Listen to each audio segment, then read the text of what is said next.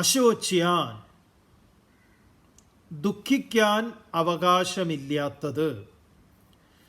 ഇതിനെ ഭഗവത്ഗീതയിൽ ഭഗവാൻ പറയുന്ന ആദ്യത്തെ ആരംഭ ശ്ലോകം, ഉപദേശത്തിൽ ഇതിനെയാണ് പരിഗണിക്കുന്നത്, ആദ്യത്തേത്. അതുകൊണ്ട് ഇതിനെ ഉപക്രമ ശ്ലോകം എന്നാണ് പറയാം. ഗീതയ്ക്കൊരു ഉപസംഹാരമുണ്ട്. ഉപസംഹാര ശ്ലോകം ഇരിക്കുന്നത് 18-ാം അധ്യായത്തിൽ, ഭഗവത്ഗീതയുടെ അവസാന മോക്ഷസന്യാസ യോഗമായിട്ടുള്ള 18-ാം അധ്യായത്തിൽ 66-ാമത്തെ ശ്ലോകമാണ്. വളരെ പ്രസിദ്ധമായിട്ടുള്ള ശ്ലോകം.